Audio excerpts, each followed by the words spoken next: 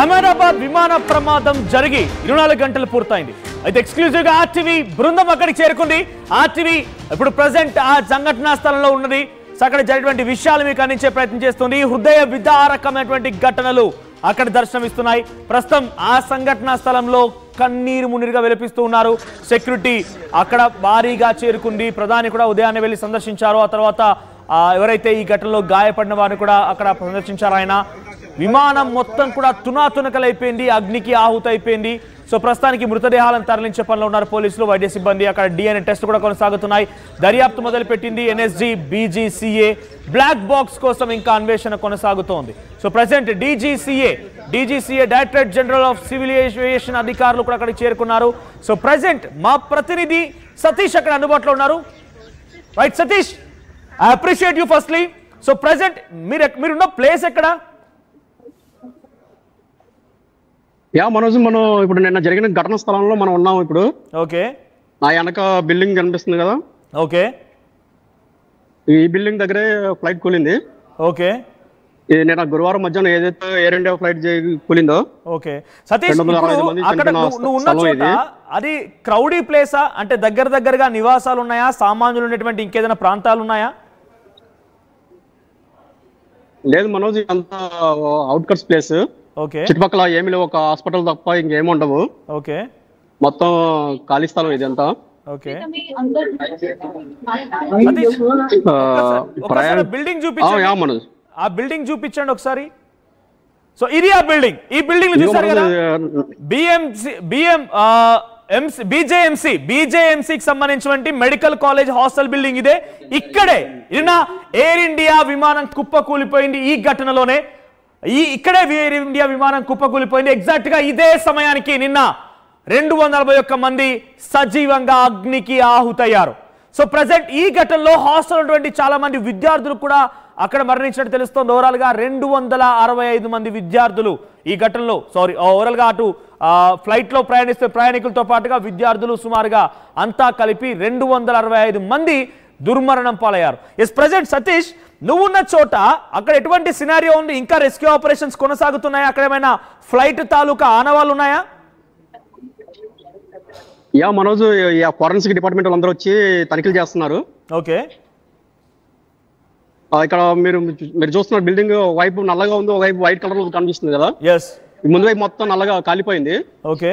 ఇక డిఫరెంట్ చూడొచ్చు, అక్కడ వైట్ కలర్ లో డిఫరెంట్ కనిపిస్తుంది. ఓకే. సో అక్కడ విమానం తాలూకు ఏమైనా శిథిలాలు ఉన్నాయా? ఇంకా ఆ డెబ్రీస్, ఐరన్ పార్టికల్స్ అక్కడ ఏమైనా ఉన్నాయా? ఉన్నాయి మనోజ్, ఇక్కడ జేసీబీల సహాయంతో అన్ని శిథిలాలన్నీ క్లియర్ చేస్తున్నారు. ఓకే. అది ఎన్ని ఫ్లోర్ల బిల్డింగ్ అది? ఎన్ని ఫ్లోర్స్ బిల్డింగ్ అది? ఇది మొత్తం 5 ఫ్లోర్ల బిల్డింగ్ మనోజ్. ఓకే. సో ఒక్కసారి చుట్టూ చూపించండి. ఆ కాలేజ్ ఎంత దూరంగా ఉంది అంటే, ఇక్కడ టేక్ ఆఫ్ తీసుకున్న ఒక నిమిషంలోనే ఫ్లైట్ కుప్పకూలిపోయిందని అంటే ఎయిర్పోర్ట్ దగ్గర నుంచి ఎంత దూరం ఉంటుంది ఇది? అప్రాక్సిమేట్లీ 1.5 కిలోమీటర్ 2 కిలోమీటర్స్ ఉంటుంది ఇది. ఓకే. ముందు వైపు మొత్తం నల్లగా కాలిపోయింది. కనిపిస్తుందా మనోజ్ మీకు? కనిపిస్తోంది. సో ప్రెసెంట్ అక్కడ ఈ ఘటన లైవ్ లో చూసిన వారు ఎన్డీఆర్ఎఫ్ బలగాలు కూడా ఇక్కడ సహాయ చర్యలు చేపట్టారు. ఓకే. మీరు చూడొచ్చు, ఇక్కడ మనం కొంచెం లోపలికి వెళ్ళే ప్రయత్నం చేస్తున్నాం. చూపించండి. ఒకసారి ఆ డెబ్రీస్ ని కూడా చూపించండి, విమాన శిథిలాలకు సంబంధించి డెబ్రీస్ ని కూడా చూపించండి. రైట్, లోపలికి వెళ్ళింది ఆర్టీవీ. ఆ ప్రమాద స్థలంలో ఉంది present RTV. Very exclusive RTV. ఆ లోపలికి వెళ్ళిపోయింది. ఇదే బిల్డింగ్, ఇక్కడే విమానం కుప్పకూలిపోయింది. అక్కడ కనిపించేటువంటి ఆ శిథిలాలన్నీ ఇవే. సతీష్, ఇంకా పాసిబిలిటీ ఉంటే ముందుకు వెళ్ళే అవకాశం ఉంటే వెళ్ళే ప్రయత్నం చేయండి. సో అక్కడ చూసారు కదా, ఇక్కడే కుప్పకూలిపోయింది. విమాన ప్రమాదం జరిగింది ఇక్కడే. అహ్మదాబాద్ విమాన ప్రమాదం జరిగిన స్పాట్ నుంచి ఆర్టీవీ ఎక్స్క్లూజివ్ గా లైవ్ అందించే ప్రయత్నం చేస్తోంది. ఆ బిల్డింగ్ దగ్గర, ఆ కుప్పకూలిపోయిన బిల్డింగ్, ఆ విమాన ప్రమాదానికి సంబంధించి ఆ శిథిలాలను కూడా చూపిస్తున్నాము. సతీష్, అక్కడ విమానానికి సంబంధించి శిథిలాలు ఉన్నాయా, ఏమైనా కనబడుతున్నాయా? లైవ్ చాలు इसलिए बाहर निकल जाओ आप. రైట్ సతీష్, అక్కడ విమానానికి సంబంధించిన శిథిలాలు ఏమైనా కనబడుతున్నాయా? శిథిలాలు ఏం కనిపించట్లేదు, కానీ మొత్తం నల్లగా బూడిదైపోయింది. రైట్. సో అక్కడ పోలీసులు ఏం చెప్తున్నారు? ఇంకా ఇంకా చర్యలు కొనసాగుతున్నాయి. దాదాపుగా మృతదేహాలు మొత్తం వెలికి తీసారా? ఇంకా బూడిదైపోయింది మొత్తం.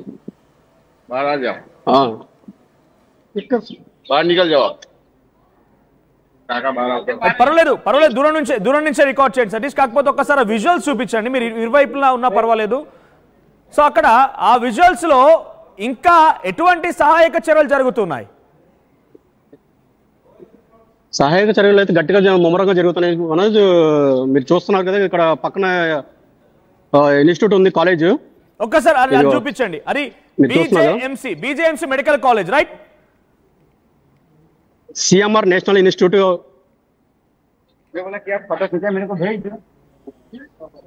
రైట్, ఇదంతా కూడా అక్కడ విమాన ప్రమాదానికి సంబంధించినటువంటి ఆ ఏరియా.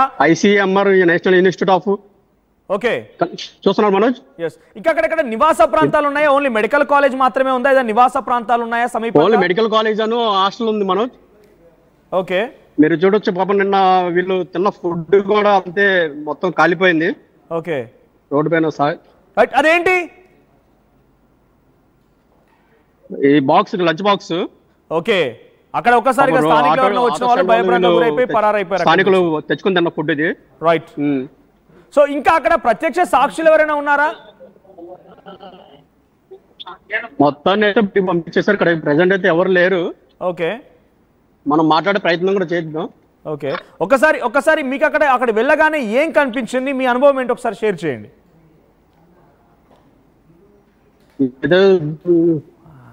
చెప్పలేను మనం, ఇదంతా పాపం మనం చెప్పలేని పరిస్థితి. చూడొచ్చు, ఇది బిల్డింగ్ మొత్తం పూర్తిగా కాలిపోయింది. ఈ చెట్లు మొత్తం, బిల్డింగ్ మొత్తం కాలిపోయింది.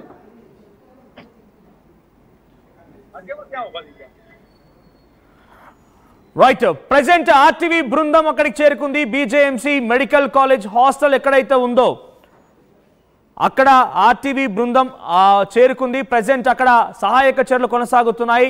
పోలీస్ రెస్ట్రిక్షన్ మధ్యలోనే ఇంకా అక్కడ శిథిలాలని తొలగించే ప్రయత్నం చేస్తున్నారు. విమానానికి సంబంధించిన శిథిలాలని తొలగించే ప్రయత్నం చేస్తున్నారు. సతీష్ మా ప్రతినిధి అక్కడ ఉన్నారు ప్రెసెంట్ అందుబాటులో. సో అక్కడ సహాయక చర్య ఫారెన్సిక్ బృందం అక్కడ చేరుకుని బ్లాక్ బాక్స్ కోసం, బ్లాక్ బాక్స్ కనుక దొరికితే అన్నింటికీ సమాధానం దొరుకుతుంది. ఆ బ్లాక్ బాక్స్ కోసమే ప్రస్తుతం అక్కడ అన్వేషిస్తూ ఉన్నారు. ఫారెన్సిక్ డిపార్ట్మెంట్ అక్కడికి చేరుకుంది. పెద్ద ఎత్తున ఆ దెబ్రీస్ సంబంధించి ఆ దృశ్యాలు మీరు చూస్తున్నారు కదా రైట్ సైడ్ బాక్స్ లో.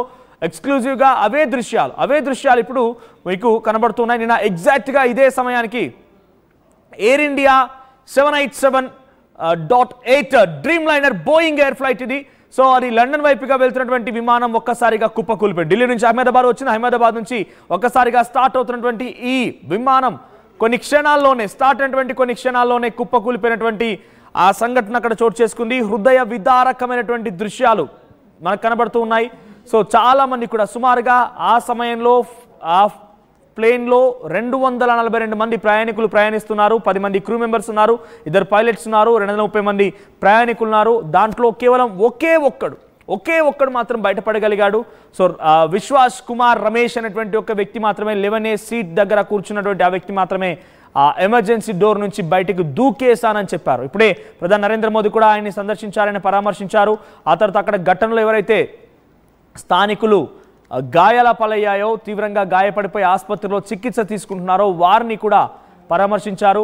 సో ప్రెసెంట్ అక్కడ ఘటనలో చాలా మంది హృదయ విదారకమైనటువంటి దృశ్యాలు కనబడుతున్నాయి. మృతదేహాలను కూడా కనీసం గుర్తించలేని పరిస్థితి.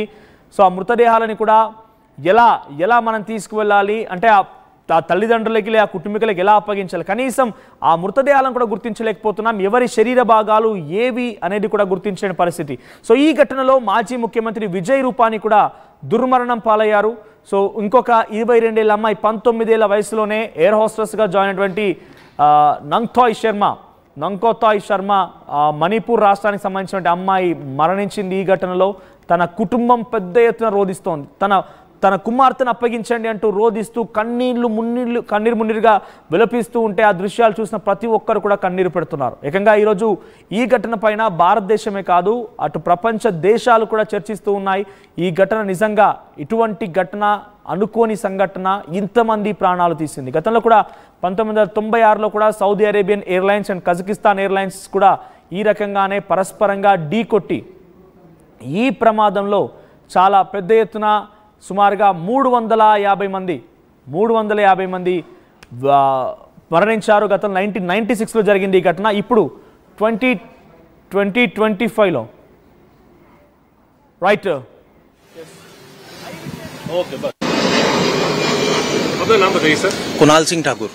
आप कुणाल भाई ये बताइए कि जो घटना कल हुई क्या आपका अनुभव था जब आपने देखा, क्या हुआ? एक्चुअल में मैं घेवर से और घर की तरफ आ रहा था और जब मुझे ये नहीं पता था कि यहाँ पे प्लेन गिरा है.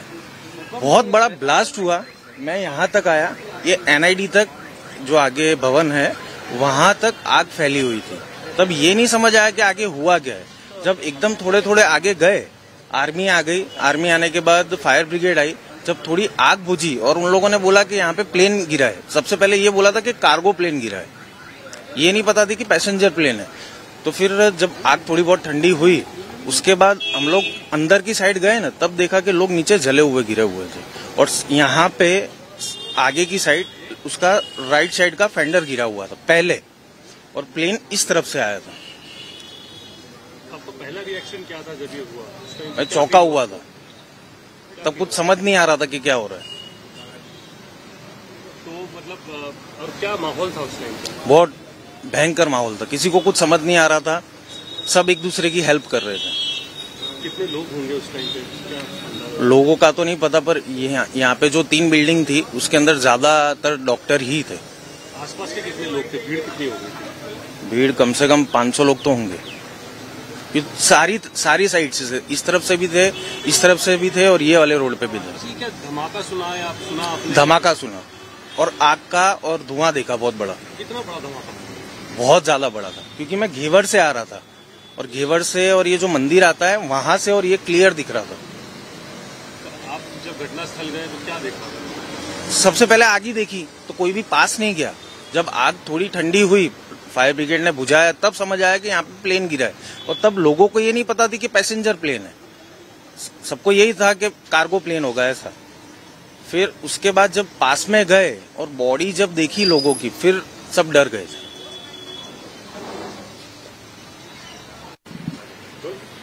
अपना नाम बताइए सर. मेरा नाम पवन कुमार लखेरा है. पवन भाई ये बताइए कि कल ये घटना जब हुई तो आप कहाँ से, क्या देखा आपने, क्या परिस्थिति? मैं इसी शॉप में था और अपना सेल कर रहा था, तो एकदम से जोर से बम जैसा बहुत बड़ा ब्लास्ट हुआ और एकदम से धुआं इतना ज्यादा हुआ कि एकदम ऐसे सब लोग. రైట్, ప్రత్యక్ష సాక్షులు చెప్తున్న మాటలు ఇవి. బీజేఎంసీ మెడికల్ కాలేజ్ హాస్టల్లో ఈ దుర్ఘటన జరిగినటువంటి సమయంలో వారంతా ప్రత్యక్ష సాక్షులుగా అక్కడే ఉన్నారు. చుట్టుముట్టు ఆ బిల్డింగ్ చుట్టూరా 500 మంది ఉన్నారు. ఒక్కసారిగా మాకు అర్థం కాలేదు, పెద్ద ఎత్తున ఒక భారీ శబ్దం వచ్చింది.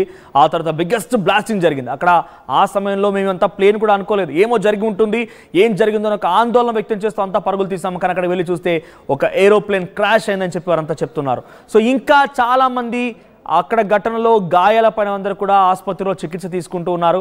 కానీ ఇటువంటి ఘటన జరగనివ్వటువంటి ఒక సిచ్యువేషన్ కూడా ఉండాల్సింది. ఎందుకంటే ఇక్కడ చూడండి ఏం జరిగిందో ఏమో, కానీ ఈ ప్రమాదంలో ఇంతమంది 265 మంది ఒకే ఘటనలో దుర్మరణం పాలయ్యారు. చాలామంది గాయాల పాలపై అపస్మారక స్థితిలోకి వెళ్ళిపోయారు. వారి పరిస్థితి విషమంగా ఉంది, ఆసుపత్రిలో చికిత్స తీసుకుంటున్నారు. ఒకే ఒక ఘటన అంటే చూడండి ఎంతటి పెద్ద ప్రమాదం అనేది. సో 1996 తర్వాత అతిపెద్ద ప్రమాదంగా ఇది రెండో ప్రమాదంగా నమోదైంది. సో అతిపెద్ద ప్రమాదం 1996లో జరిగితే ఇది రెండో ప్రమాదంగా నమోదైంది. ఆర్టీవీ బృందం అక్కడికి చేరుకుంది, ఎప్పటికప్పుడు మరిన్ని తాజా అప్డేట్స్ మీకు అందిస్తూనే ఉంటుంది. సో ప్రస్తుతానికి 24 గంటలు పూర్తయింది. మరి ఏం జరిగింది, దీనికి గల కారణం ఏంటనేది మాత్రం ఇంకా అన్వేషిస్తున్నారు. బ్లాక్ బాక్స్ కోసం ఇంకా అన్వేషణ కొనసాగుతోంది. బ్లాక్ బాక్స్ కనుక దొరికితే చాలా కీలకమైన ప్రశ్నలకి సమాధానం దొరికే అవకాశం ఉంది.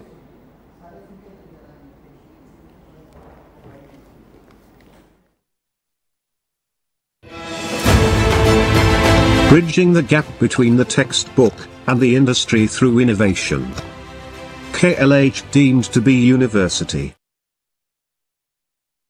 తెలుగులో న్యూస్ కి ఫాస్టెస్ట్ యాప్ ఇప్పుడు టోటల్లీ న్యూ అవతార్లో జస్ట్ 5 seconds లో కంప్లీట్ న్యూస్. సోషల్ మీడియాలో ట్రెండ్స్ కి one stop solution. Live TV app voice search option తో ఇప్పుడే డౌన్లోడ్ చేయండి లేదా అప్డేట్ అయిపోండి. యాప్ లింక్ డిస్క్రిప్షన్ లో ఉంది.